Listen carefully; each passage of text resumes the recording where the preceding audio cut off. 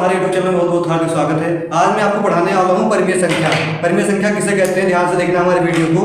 और आपको कहीं भी समझ में ना आए तो कमेंट करके अवश्य बताएं, मैं आपको समझाऊंगा। जैसे आपको पता होना चाहिए परिमेय संख्या को पढ़ने से पहले एक आपको एग्जाम्पल हम देता हूँ। ऐसा कह सकता हूँ कि आपका नाम क्या है, तो आप क्या कहोगे, मेरा नाम सोहन, मोहन, रामू, सोहन, कुछ भी ऐसा है। तो मेरा क्वेश्चन ये है कि आपका नाम सोहन या मोहन या सम्मोहन, आपका नाम के ऊपर आप क्या जानते हो? आपको कैसे पता लगा कि आपका नाम सम्मोहन, आपका नाम मोहन क्यों नहीं हो गया? तो आप कह सकते हैं, आप मुझे ये कहोगे कि मेरा नाम सम्मोहन या सम्मोहन से मोहन इसलिए नहीं है क्योंकि हमारे आसपास वाले और हमारे मम्मी पापा ने मेरा नाम सम्मोहन रखाया है, इसलिए मेरा नाम क्या है, सम्मोहन है। तो मैं कहूंगा परिमेय संख्या को भी होने के लिए आपके कुछ नियम होते हैं। जैसे आपके नाम के पीछे सम्मोहन, जैसे आपका नाम है तो मैं कह सकता हूं कि आपका नाम सम्मोहन होने के लिए आपके मम्मी पापा ने आपका नाम सम्मोहन रखा है। आपके आसपास वाले भी आपके नाम को क्या कहते हैं, सम्मोहन नाम देके पुकारते हैं। और सबसे मेन पॉइंट कह सकते हैं कि आपके वोटर आईडी आधार कार्ड में भी आपका नाम सम्मोहन है, इसलिए क्या होगा कि आपका नाम सम्मोहन है। इतना प्रूफ तो ऐसे कह सकते हैं हमारे परिमेय संख्या को भी होने के लिए 3 नियम बताए गए हैं। चलिए देखते हैं 3 नियम कौन से हैं, आप ध्यान से देखना। पहला नियम है कि हमारे परिमेय संख्या होने के लिए कोई भी संख्या हो जो p बटा q के रूप का लिखा हो। अब ये p बटा q क्या है? जैसे ये p को कहते हैं अंश और q को हमारे क्या कहते हैं, हर कहते हैं। आप देखोगे ध्यान से, p को क्या कहते हैं, अंश कहते हैं, और q को क्या कहते हैं, हर। जैसे हमारा लिखा हुआ है 3/4, तो ये क्या है, p है, और ये क्या है, q। मतलब ये क्या है, अंश है, और ये क्या है, हर। वैसे ही जैसे आपके मम्मी पापा ने हमने कहा कि आपका नाम क्या है, सम्मोहन। फिर से देखिए, आपका नाम क्या है, सम्मोहन। हमने कहा कि आपके नाम होने के लिए 3 नियम बताए गए हैं। जैसे सबसे पहले आपके मम्मी पापा ने आपका क्या नाम रखा है, सम्मोहन रखा है। वैसे हमारे परिमेय संख्या को भी होने के लिए क्या कहा जा रहा है कि परिमेय संख्या p बटा q के रूप का लिखा होना चाहिए, मतलब अंश और हर के रूप में लिखा होना चाहिए। चलिए देखिए, अब दूसरा नियम हमने क्या बताया कि आपके नाम के पीछे दूसरा नियम ये है कि आपके आसपास वाले भी आपको उसी नाम से पुकारते हैं। तो ऐसे कह सकते हैं दूसरा नियम हमारे परिमेय संख्या के होने के लिए है कि हमारा जो अंश और कह सकते हैं हर है वो क्या होनी चाहिए, पूर्णांक संख्या होनी चाहिए। अगर पूर्णांक संख्या आपका अंश और हर है तो कह सकते हैं ये हमारा दूसरा नियम भी प्रूफ हो सकता है। जो हमारा p हो और कह सकते हैं q, वो क्या होनी चाहिए, पूर्णांक संख्या होनी चाहिए। तो आपके दिमाग में आता होगा कि अभी हम परिमेय संख्या नहीं जान पाए, पूर्णांक संख्या कहां से आ गई। तो आपको पहले ही बता देते हैं कि कह सकते हैं पूर्णांक संख्या वो संख्याएं होती हैं जो आपके 0 से स्टार्ट होकर इधर जाती हैं, प्लस इनफाइनाइट तक जाती हैं। और इनफाइनाइट क्या है, इसको कह सकते हैं अनंत। मतलब ये 0 से स्टार्ट होके 1 2 3 4 5 6 7 8 10 1000 लाख करोड़, इसमें सभी संख्याएं समाहित होती हैं। हमारा बोर्ड तो इतना बड़ा है नहीं इसमें पूरी संख्याओं को लिख दें, तो इसमें कह सकते हैं 1 से लेके अनंत तक जाती हैं, इसी के बीच में आती है। इधर क्या होता है, -1 -2 -3, ये भी कहां चली जाती है, माइनस इनफाइनाइट तक चली जाती है। आपसे पूछा जाए पूर्णांक संख्या किसे कहते हैं, तो आप कहोगे वही संख्याएं जो माइनस इनफाइनाइट या माइनस अनंत से शुरू होकर प्लस इनफाइनाइट या प्लस अनंत तक जाती हो, और उसमें धनात्मक, ऋणात्मक और ये उदासीन, ये तीनों संख्याएं अगर आती है तो उसे क्या कहेंगे, पूर्णांक संख्या कहेंगे। समझ में आया? इसे सुनिए, वह संख्याएं जो माइनस इनफाइनाइट या माइनस अनंत से शुरू होकर प्लस इनफाइनाइट या प्लस अनंत तक जाती हो, उसमें धनात्मक, ऋणात्मक और ये उदासीन संख्या आ जाए तो क्या होगी, पूर्णांक संख्या होगी। जैसे मान लीजिए हमने क्या कहा कि हमारी संख्या परिमेय होने के लिए p बटा q के रूप का लिखा होना चाहिए। देख सकते हो p बटा q के रूप का लिखा। दूसरा हमने क्या कहा कि अंश और हर क्या होने चाहिए, पूर्णांक संख्या होनी चाहिए। आप ध्यान से देख सकते हो ये 3 और ये 4, देख सकते हैं ये 3 है और इसके आगे क्या आएगा, 4। तो हमारी पूर्णांक संख्या ये है कि नहीं। फिर देखिए हमने कहा था कि आपका नाम होने के लिए सम्मोहन। तीसरा नियम क्या है कि सबसे मेन पॉइंट आपकी वोटर आईडी क्या कह सकते हैं, आधार कार्ड में आपका क्या नाम है, सम्मोहन है। तो ऐसे हम कह सकते हैं हमारे तीसरे नियम में क्या है परिमेय संख्या होने के लिए कि जो हमारा कह सकते हैं q बराबर कभी 0 नहीं होना चाहिए। अगर हमारा q बराबर 0 हो जाता है तो कह सकते हैं परिमेय संख्या नहीं रह जाएगी, अपरिमेय संख्या हो जाएगी। q मतलब 0, जो हमारा हर हो कह सकते हैं कभी 0 नहीं होना चाहिए। ये हमारा 0 कभी नहीं होना चाहिए, अगर हो जाती है तो कह सकते हैं परिमेय संख्या नहीं रह जाएगी। अब ध्यान से देखिए, हम आपको अच्छे से समझाते हैं। ध्यान से देखिए क्या लिखा हुआ है, 5/4। ध्यान से देखोगे कह सकते हैं p बटा क्या लिखा है, p बटा q के रूप का लिखा हुआ है। मतलब क्या है, ये हमारा अंश है और ये क्या कह सकते हैं, ये हमारा हर। आप देख सकते हो पहला नियम क्या है कि हमारी परिमेय संख्या होने के लिए p बटा q के रूप का लिखा होना चाहिए। तो आप देख सकते हो p बटा q के रूप का लिखा हुआ है। अब देखोगे कह सकते हैं दूसरा नियम क्या है कि अंश और हर क्या होने चाहिए, पूर्णांक संख्या। तो आप देख सकते हो ये 5 और 4 हमारे इस बीच में आ जाएंगे, तो इसलिए क्या हो गए, पूर्णांक संख्या हो गए। लेकिन हमारा तीसरा नियम क्या है, q बराबर 0 नहीं होना चाहिए। और देख सकते हो हमारा ये हर 0 नहीं है, तो इसलिए क्या हो जाएगी, ये परिमेय संख्या हो जाएगी। ध्यान से देखिए अब ऐसा एग्जाम्पल ले लेते हैं, मान लो 5 मान क्या है 0।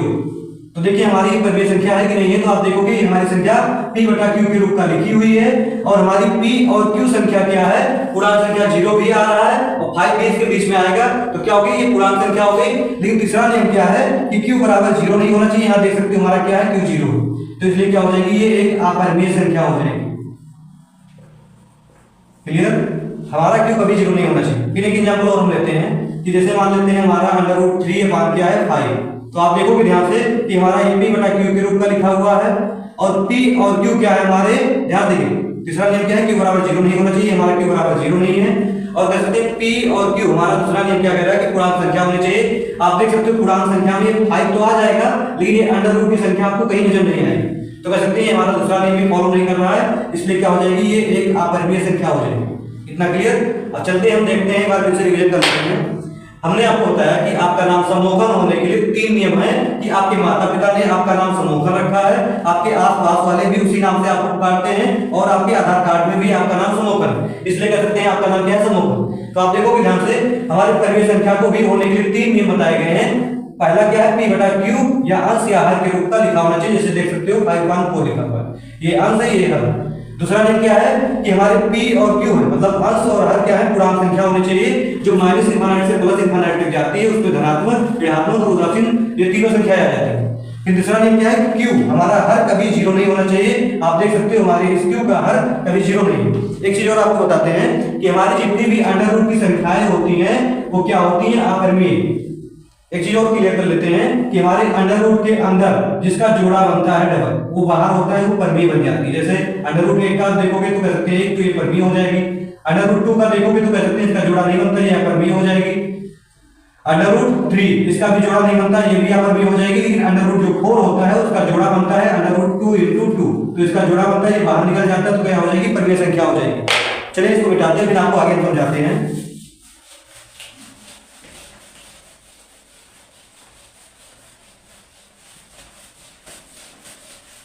अब एक बार हम लिख देते हैं, आप अच्छे से उसको नोट कर लीजिए। हमने क्या कहा कि परिमेय संख्या होने के लिए हमारी संख्याओं को क्या होना चाहिए p बटा q के रूप का या कह सकते हैं अंश और हर के रूप का लिखी होनी चाहिए, रूप का हो।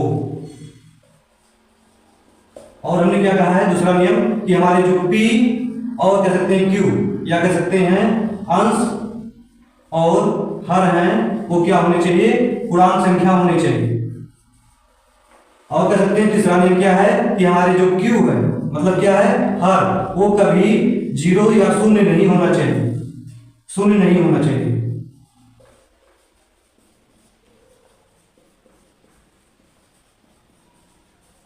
इतना क्लियर। जैसे देख सकते हो यहाँ शुरू हमारा 1 के लिखा हुआ है 2, कह सकते हैं p बटा q के रूप का लिखा हुआ है। q हमारा कह सकते हैं p और q देख सकते हो अंश और हर क्या है पूर्णांक संख्या होनी चाहिए। पूर्णांक संख्या आपने हमको आपको बता दिया है कि 1 से लेके अनंत तक जाती है, इधर 0 से लेके कह सकते हैं माइनस इंफिनिटी तक जाती है, उसे पूर्णांक संख्या कहते हैं। और देख सकते हो q हमारा 0 नहीं है इसलिए क्या हो जाएगी परिमेय संख्या हो जाएगी। और आपको बताने जा रहे थे कि अंडर रूट का 4 अंडर रूट 2 ये आपकी क्या होती है अपरिमेय संख्या होती है, इसका जोड़ा बनता है अंडर रूट का 2 × 2, तो इसलिए 2 बाहर निकल जाता है ये परिमेय हो जाती है। हम कुछ अंडर रूट में संख्याएं लिख देते हैं जो परिमेय होती है। इसका क्या होता है 1 होता है, इसका क्या होता है 2 के जोड़ा बनता है, 9 का जोड़ा बनता है 3 का, आपका 16 का जोड़ा बनता है 4 का, 25 का जोड़ा बनता है 5 का।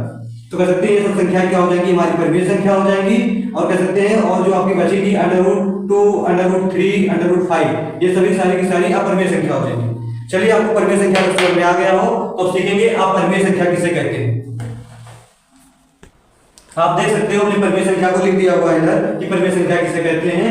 p बटा q के रूप का लिखा होना चाहिए मतलब अंश और हर के रूप का होना चाहिए। अंश और हर हमारा p की पूर्णांक संख्या होनी चाहिए और q बराबर 0 कभी नहीं होना चाहिए, उसे क्या कहेंगे परिमेय संख्या। अब हम सीखेंगे आगे आप परिमेय संख्या किसे कहते हैं। ध्यान से देखना हमारी इस वीडियो को। कह सकते हैं अपरिमेय संख्या किसे कहते हैं, तो कह सकते हैं परिमेय संख्या का जो नियम का पालन नहीं करती है वही क्या हो जाएगी अपरिमेय संख्या। जैसे हमने आपको बताया परिमेय संख्या होने के लिए कि उसे p बटा q के रूप का लिखा होना चाहिए। फिर दूसरा नियम क्या होता है कि p और q हमारी पूर्णांक संख्या होनी चाहिए। और कह सकते हैं तीसरा नियम क्या बताया कि q हमारा कभी 0 नहीं होना चाहिए। तो आप देख सकते हो यहाँ q 0 नहीं है इसलिए क्या हो जाएगी परिमेय संख्या हो जाएगी। अब इसी का अपोजिट देखिए, जैसे हमारा 1 क्या लिखा हो 0, तो कह सकते हैं p बटा q के रूप का लिखा हुआ है और कह सकते हैं कि P और Q हमारे पूर्णांक संख्या भी हैं। इधर हम कैसे लिख दे रहे हैं कि पूर्णांक संख्या किसे कहते हैं,